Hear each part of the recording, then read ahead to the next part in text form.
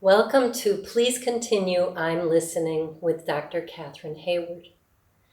I am thrilled to introduce you to and have you get to know Genevieve Basu. This is sort of the beginning of a dream for me, because ever since I started creating Living Whole online, I've wanted to bring a dancer into the group of facilitators. And she just showed up. Genevieve, tell me about your life as a dancer. How did it begin? First of all, thank you so much for having me here today. I'm truly honored. As for ballet, I was so lucky at a young age to be exposed to watching a performance in the theater from the seats, but also to see the behind the scenes. All the processes, all the effort from both the directors and the dancers. My mom worked for Boston Ballet from 1990 to 2004. I was born in 98. And I remember being backstage and seeing all the dancers getting ready for whichever performance or production was running. And I remember just being in such awe at how delicate and graceful and kind and lovely all of the people were, all the dancers. They were just the most lovely people, and they all had their little rituals and routines to get themselves mentally prepared for the stage. And then you would see them go on, and they just became something else. They were flowers or fairies or princesses, or in some cases, they, princes, or whichever role that they were, they just immediately changed into something else. And their movements portrayed the character. So you'd see them in one moment and they were just themselves, laughing and joking and, doing what they needed to do. And then, depending on also the character of the dance, if it came from a Spanish background or Ukrainian background or something from the Basque region, there's a character to the dance, the production, the story, whichever it was. And it was, in my mind, so spiritual, because you had to then put yourself into the mindset and the storyline of the person that was in the story. So if you were dancing, you just had to become that and imagine what they were thinking, imagine what they were feeling, and then you had to share it with the audience that was in front of you. So to watch the dancers do that was so amazing. And I'd never seen anything like it, and I couldn't find anything in life that compared to it. So naturally, as a young girl, I immediately wanted to jump into ballet class. And my mom had these old VHS tapes of Swan Lake and Giselle. And they were from, I believe they were from Russia. So the Swan Lake version was of this ballerina who is known today still as one of the greats, Nina Ananashvili. She's beautiful. And I remember grabbing my sister's hands and making her do the steps. There's this excerpt in the ballet called It's the Four Little Swans. And it's very iconic music. I think anybody that listens to it would be able to, recognize it to some degree. And I remember just taking her hands and trying to make her do it with me. And, we would have our leotard and tights on, and I would, just be teaching her, trying to have us be like the Four Little Swans, except there were only two of us. And yeah, from day one, it was just, I just knew for myself that was what I was going to shoot for, was to be on stage just like the dancers I had seen. I dreamt of putting my makeup on like they did and wearing the costumes that they did, to learn how to tie my pointe shoes the way they did. And I remember they would step in the rosin boxes, and I didn't know at the time when I was a child that it was to help them not slip on stage. So I didn't learn until much later that it sometimes is very necessary. So that was my introduction. It's not common for a young girl to see all the ins and outs of the industry from day one. And it was such, like, in my heart, it's my most precious memory. It's my most precious experience. And I'm forever grateful for it. That is such a touching story. And I just love the image of you and your sister dancing to a video that you're watching. Mm-hmm. So you were around how old when you're telling me about this? I think it was more, it was ongoing. I think it was probably around the age of 3 that that's when my mom first put me in ballet class. Uh-huh. So I think we have home videos. I think I was probably around, I want to guess, the age of between 4 and 6 years old. I want to guess that that's right. Yeah. And then it just grew from there. The inspiration just carried me through. Those memories just carried me through. And by the time I turned 7, 8, 9, that time, I remember wanting to just take on everything and absorb as much as I possibly could in terms of what it meant to be a ballet dancer, because all I knew was how I felt when I watched dancers perform. And it was, I noticed how everything was so, their limbs would move separately from each other, but it all came together. And then I was left with a feeling. So already between the age of 7 and 9, again, I was so lucky. I was able to work with one of the principal dancers of Boston Ballet, thanks to my mom. And the first thing she taught me was pointe, which is movement of the arms, translated. And in the Russian syllabus, the Vaganova method, that's what you learn first, is posture and pointe, movement of the arms, and how to stand tall. And that is the first step in being able to have your body move all together and leave the audience with a feeling. Because the arms, the eyes, everything, that's what tells a story. So, yeah, I'm going beyond your question now, but yeah, that's what I think after experiencing that, and then seeing the videos, and then trying to help, bring my sister and be like, isn't this so cool? I love this. I don't understand everything yet, but I love it, and it's so beautiful, and I want to be that. How can I be that? It was around those ages that I started really thinking about it and trying to visualize it for myself, how I can grow into that and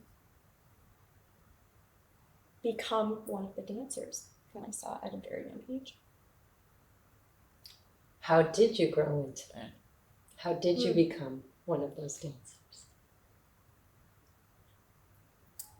Sure. I grew up through the Boston Ballet School. So I started at 3 and then progressed through the school, and with a lot of outside help from privates and this wonderful dancer. Her name is Larissa Ponomarenko, and if you ever have the opportunity to look her up, she she is ethereal. She's amazing. She's one of the kindest people I've had the pleasure of meeting. So I took a lot of the knowledge that she gave me and started to apply that in the Boston Ballet classes. And I think that set me apart from students in my class. So this is around age 10, 11, 12. Because my focus, my lens that I took into the class was different. I had this idea of where I was going from a very young age. And I knew that everything the teacher said, not only to myself, but to other students, applied to me. So any correction that was given to another student, even if I maybe already was doing it, you always assume that you're not doing it. And you do more. You always do more. You always challenge yourself to go beyond. And that's what I think helped me the most in understanding that in ballet and with any art or athletic sport, there's always more to think about than you're already thinking. You can't assume that you're doing everything all the time. And it's very humbling. So I think at a young age, I already was getting used to the fact of I need to do more. I need to think about what am I not thinking about. So that carried through my years at Boston Ballet, and I then transitioned from a more American training to, I decided that Russian training was where I wanted to continue on in my training. So that was age 14. I found this wonderful teacher, Alexandra Colton, who was my first Russian teacher on a daily basis. And that was where I really learned what hard work was. And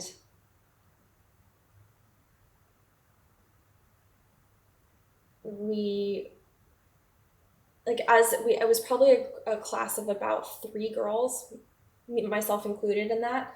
So there was a very personal experience there. So it was no longer a class of 15, it was 3 of us.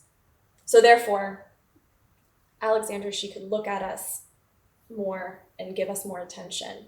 And she could really pour into us all of what she had to teach us. And she could also see when you would relax, when you weren't doing things, when she gave you a correction and you didn't apply it.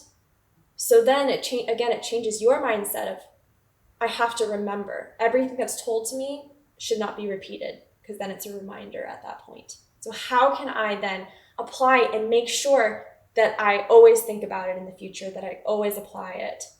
Because then if you do that, then you'll get new corrections, and then you can apply those, and then that's how you keep growing.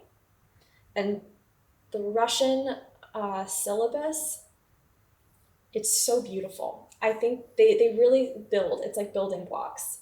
And of course they start with the arm. So already then you start getting into the more technical, the really hard movements in ballet, but you still have to keep the lightness and the posture and the eyes, everything has to move together. So you have to keep all of it. You can't just focus on how high your leg goes or how many turns you do or how high you jump. You have to keep everything else that you learn from day one. And at that age too, you really start to understand how hard ballet is, because then you're trying to turn more, you're trying to jump higher. And also your body is growing and changing at that age as well. So sometimes you grow a little bit and then you can't turn the same way anymore, or your muscles don't grow as fast as your bones do. And all of a sudden, maybe you can't, stretch as much because your muscles are tighter. And so you have to learn how to deal with all of these aspects. And I remember I had a friend who was so tall, and so she kept growing. And I remember her being so upset because she's like, I can't touch my toes as much anymore. Like my splits feel harder. And but we all felt it in our own ways, and it was all different because we were all different heights. We were all different proportions. And so then there's that challenge of, oh, well, how can I make my body still do the same? We're all trying to do the same things, right? We all have the same exact goal. But we have to understand how our bodies are working and see how we can make our bodies get to the same destination. So yeah, that was the whole process. That's how you had to think that way. You had to try to make everything come together all the time, every second you were in ballet class or rehearsal. It's all, the idea is that you're constantly moving forward and taking all the knowledge that's given to you and applying it right away. And I was very fortunate to just have some amazing teachers that invested in me too. It wasn't just, oh, good job, great, yeah, okay, like next, let's move on. It was always, no, that's not good enough. Do it again. The standard was always set so high and it was never changed. So that was really special. Yeah, so I just continued. I actually had the privilege then of going to Kirov Academy of Ballet in Washington, D.C. My teacher, Irina Vakrameva, I was working with her 6 months before I auditioned, so she helped me audition and was with me in the studio until 11:30 at night. I remember this like it happened yesterday, and she personally drove me home after we were done filming because we didn't know what to tell my parents about when we would be done. We just knew that we had to get all of the combinations finished and filmed to send. So she offered to drive me home afterwards. And again, the kindness of ballet dancers is infinite because the mentality in the studio is you always have to go above and beyond for the person in the front of the room. Because one day when you're in a company, when you're dancing with many people, it's like a team. You have to feel each other. You have to be very spatially aware. And you have to always remember what was told to you because it affects the picture from the audience's perspective of what it all looks like. Every little piece matters. So dancers, they go above and beyond. They go above and beyond. And so I'm just humbled again by how many amazing people I was helped by. There. The qualities that you're describing are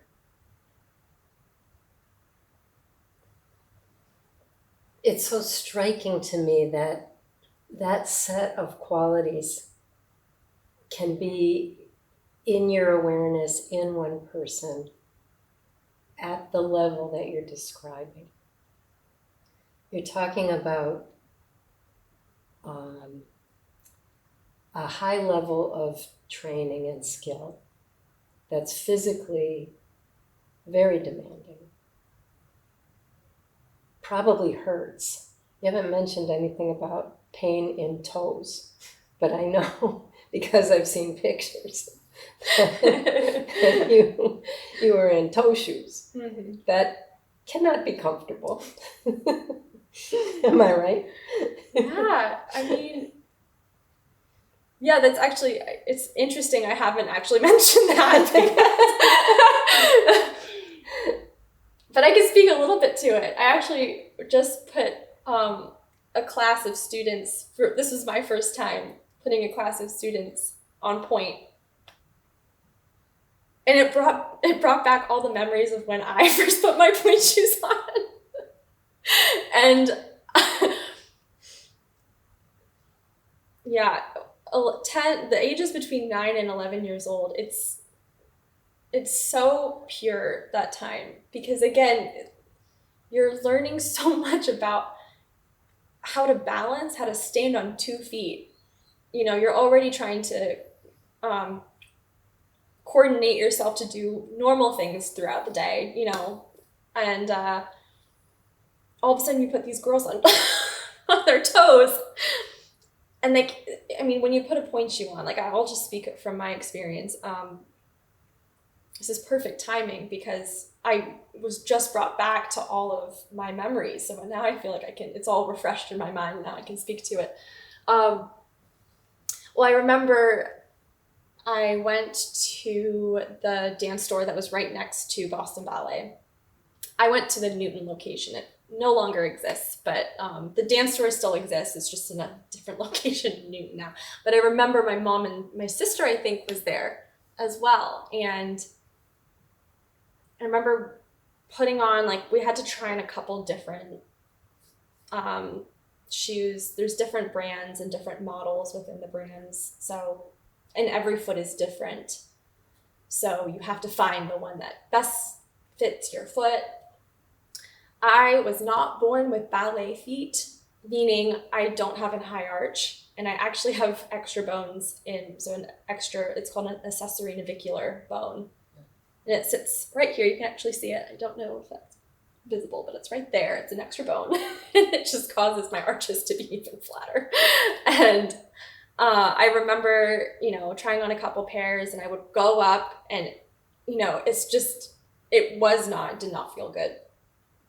But you're so excited that you get to stand on your toes. And again, you just have this idea of how you're going to be like spinning around on stage, and you're going to be able to dance and just fly across the stage in these pointe shoes. So you kind of immediately are like, okay, we're just going to deal with it. We're going to act like it doesn't hurt.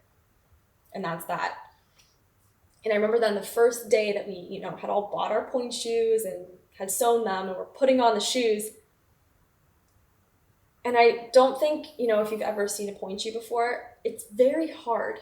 They make them with satin and glue, essentially, and there's a sole that gets inputted in the bottom. And as a 10-year-old, your feet are not as strong yet. You can't quite roll through like how you would walk in normal shoes.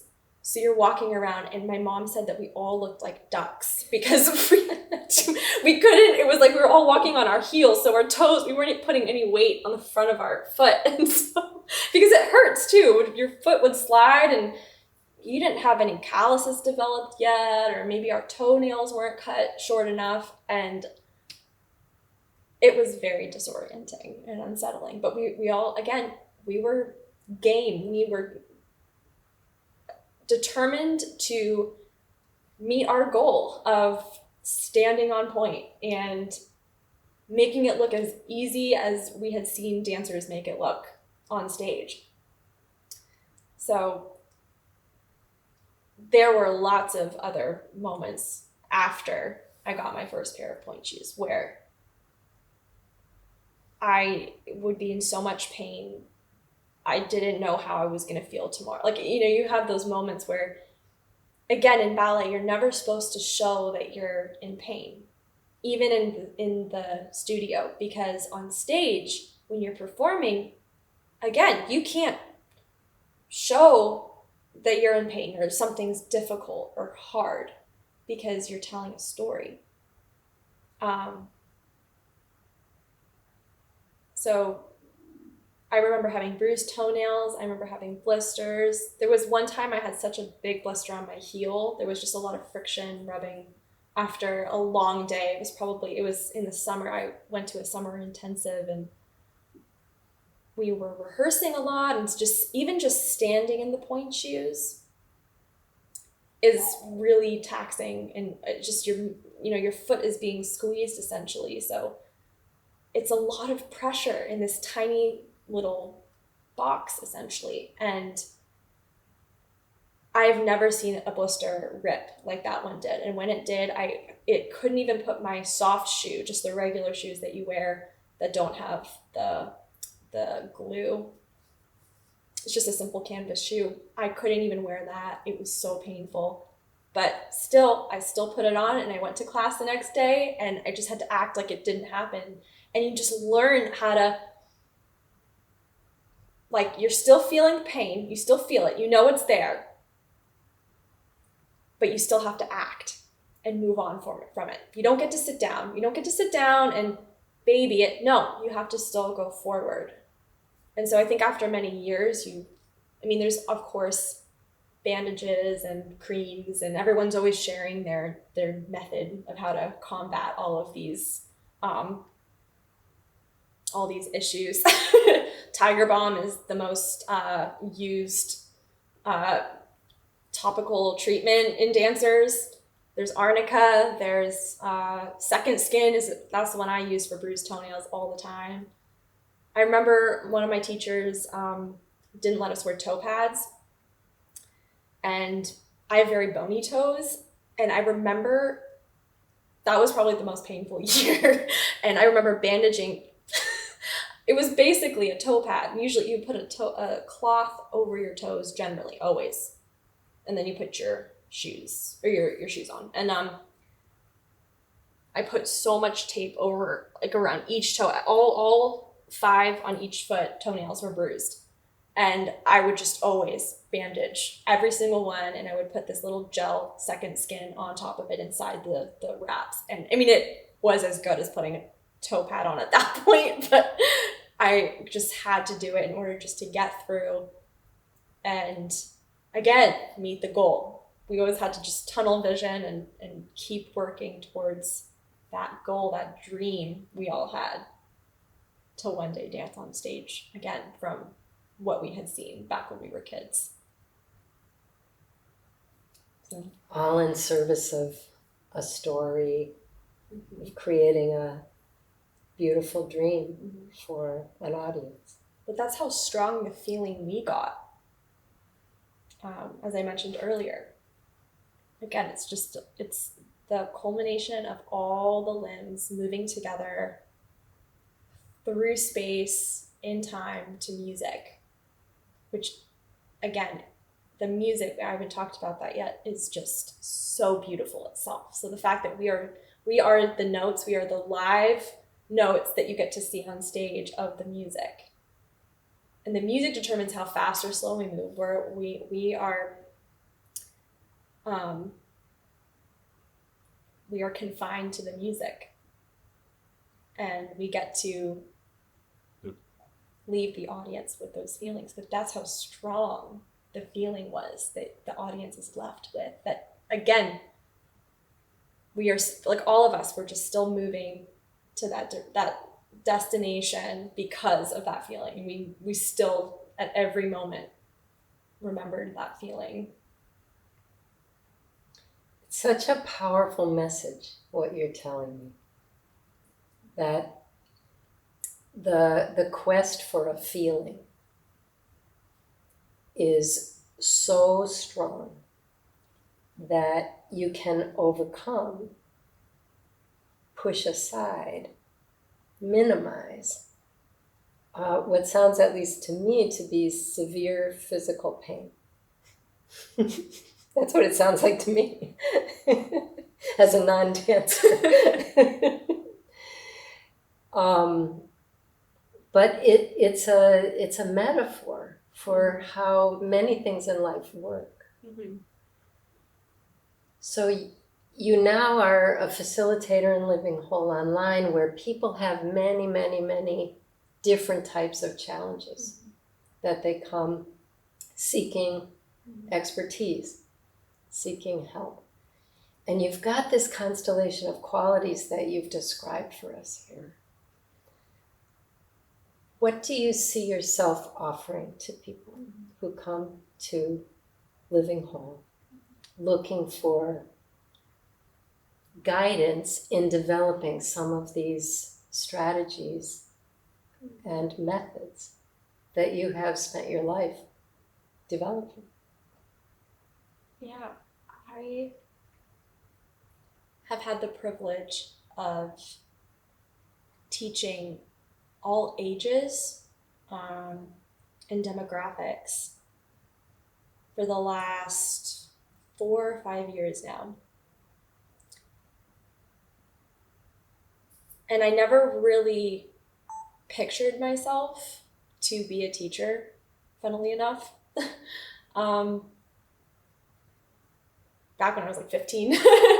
And teaching, for me, gives me the same adrenaline high as when I'm on stage. When you are helping somebody find the ways that their body can move and how they can then express themselves through movement,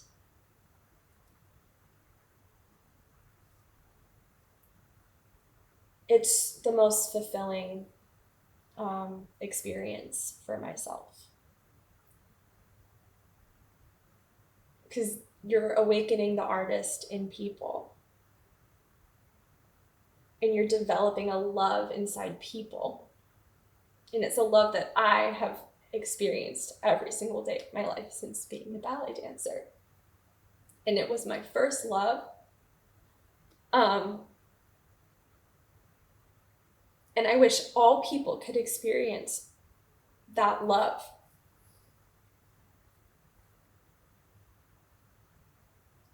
So that's what I want to offer people, is to help them find freedom in movement, to find confidence in their bodies, to find a greater sense of purpose.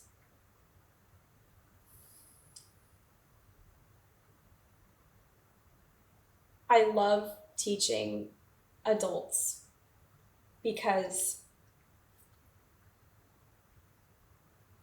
they're, of course they have a more developed mind and they've had all of their own life experiences. And of course, I'm only 25, and all I can speak to is when I hear music, I immediately am transported to when that piece was made, or the if it's a tango, if it's a Baroque piece, if it's a mazurka. It almost like tells you what kind of character you're going to become. So even though it's not a story in a ballet class, you have the simple structure of combinations. So you have the plie combination and tendu, battement, tendu, or sorry, not battement, tendu, jeté, rond de jambe. Every combination has different tempos, and you get to move fast, you get to move slow, do everything in between, sharp or soft. And each tempo gives you a different feeling. And so it just unlocks something inside of yourself. So when I that's what I speak to when I teach, is how does it make you feel when you move slow? How does it feel when you move fast? Can you move fast? Can you move slow? It makes you think differently, and it also shows yourself how much you can do. And anybody can do ballet. Anybody can dance. Anyone can learn. You just have to give yourself time to understand how your body can move. So I love teaching adults because they ask all the questions, and a lot of them have already gone through college, so they have very thoughtful questions. And that's really fun, because then we'll have this whole discussion. We'll stop class sometimes and we'll just discuss what we feel, and oh wait, it looks like it works on you, but my body is not doing the same thing. How can we fix that? We're essentially problem solving in the studio. We're learning how our bodies move and how they're different from each other. But how can we get to the same, again, how can we get to the same destination? Yeah, but on the opposite spectrum, it's really fun teaching young students too, because they're like sponges. And especially with my little ones that I teach, when they realize they can point their feet and flex their feet. And we always, like open the book, close the book when they're teaching them how to turn out their legs. So cute. They just are like, oh, I can turn out, I can turn in, my feet can point, they can flex. Sometimes they mix up pointing and flexing, but they're learning about it, they're realizing how much control they have over their bodies, that they can control their bodies. And so that's really fun to be the person that's kind of helping them understand all these little things. Yeah. And then, of course, when you have professional students that are also working towards being a part of a ballet company one day, then you get to really pull the artist out of them. You get to really delve into the technique, the movement of the arms, and then their connection to the audience. It's not just about, okay, drills. No, it's about, you need to make someone feel. So I get to be the one at the front of the room sometimes, be like, no, I'm still not. You have to be in it. You can't just turn your mind off and move through it absently. You have to be in it all the time. So I have so much enjoyment teaching every age, especially if students want to learn and they ask questions. It's the best experience for the teacher. So that's what I want to offer anybody who's interested, who wants to learn, who wants to unlock something in themselves. See that they can be the dancer they never thought they could, That's what I would love to offer for anyone.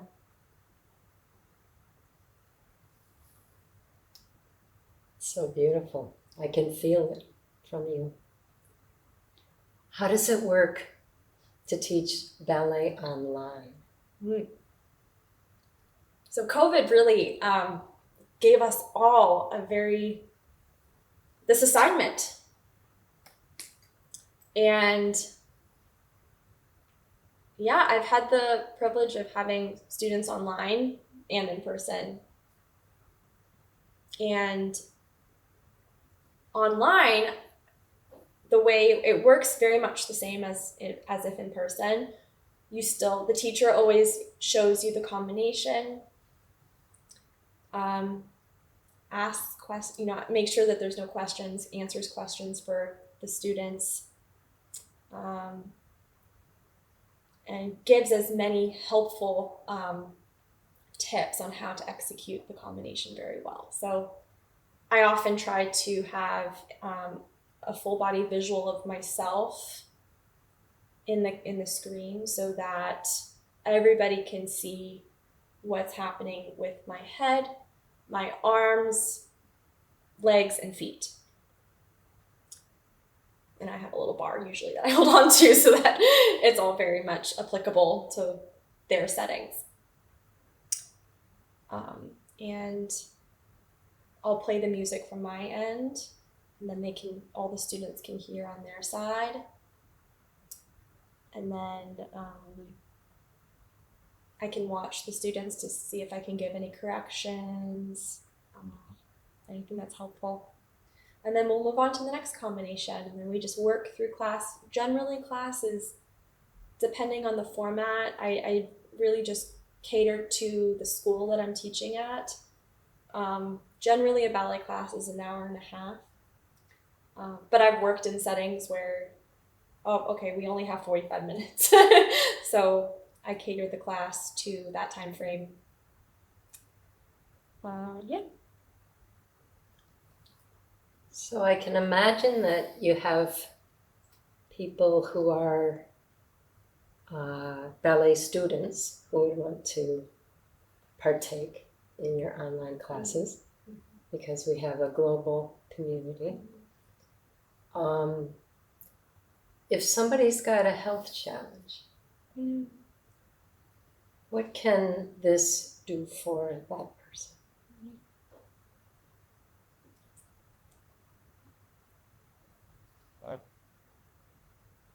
Yeah, I think it really depends on what type of health challenge. For starters, I think just learning the movement of the arms in ballet, you can you can become a ballet dancer just by sitting. Learning posture and learning how your breath can match your movement uh, is extremely powerful.